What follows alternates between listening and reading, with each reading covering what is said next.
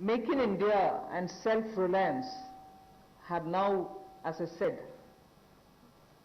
become a partner in the sense of, for self-reliance, Make in India is absolutely necessary.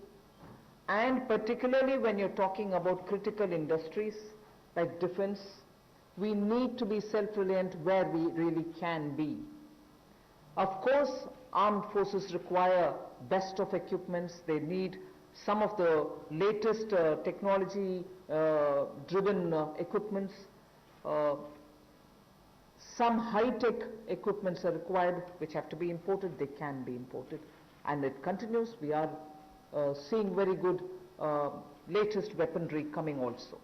But some of those which are being produced in India can be bought in India, and therefore we have now come to a conclusion that we shall notify. This is done with the consultation with the Department of Military Affairs.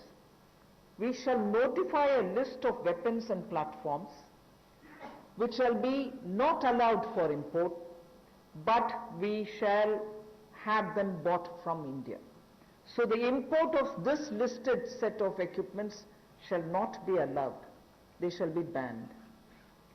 And every year this list will be increased because more capacities which come to be recognized, which meet the standards, which meet the defense standards, will be obtained from India. As they say, the defense is General Staff qualitative requirements. The GSQRs for weapons and platforms will all be honored, but those list of items which get notified can only be purchased from India.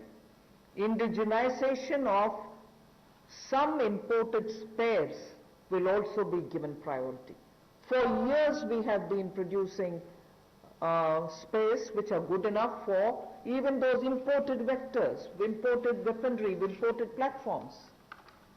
Unless we are able to do that, the spares are also something which India probably can produce but are getting imported. So indigenization of imported spares.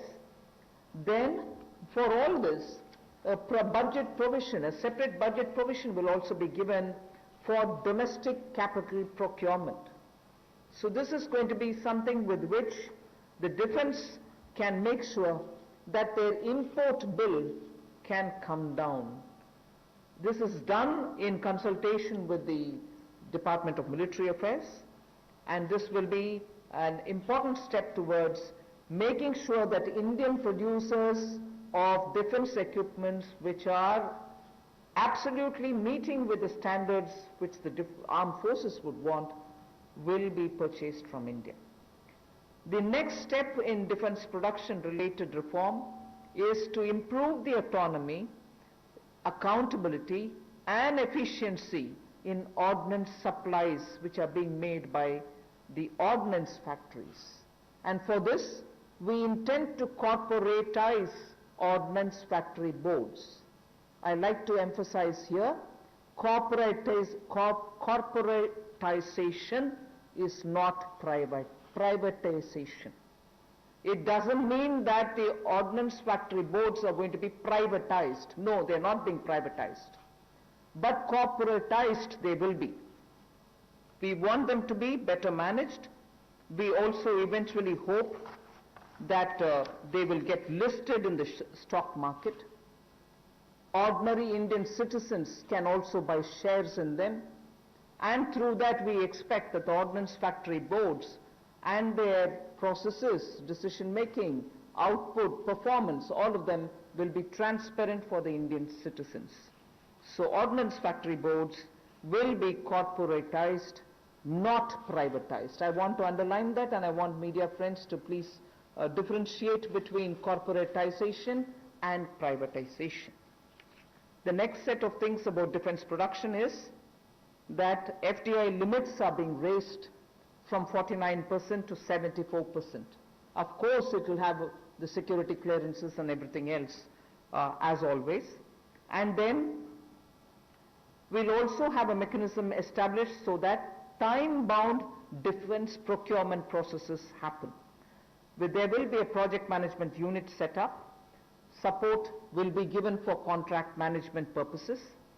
Then as I said earlier, a realistic setting for the general staff qualitative requirements, the GSQRs as they're known, of weapons and platforms will be made, because sometimes unrealistic quality requirements are established and quite a lot of time is spent in searching for suppliers who will meet all those requirements. You end up with just one supplier, and just buying it from one supplier is not permitted, and then you do the entire circle all over again.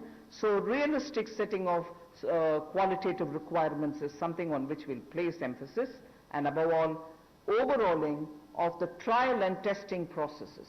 Yes, we understand India is a country which has different climatic and geospatial requirements, tropical, coastal, Himalayan, high altitude and everything else, but we still need to be far more efficient in trial and testing of procedures.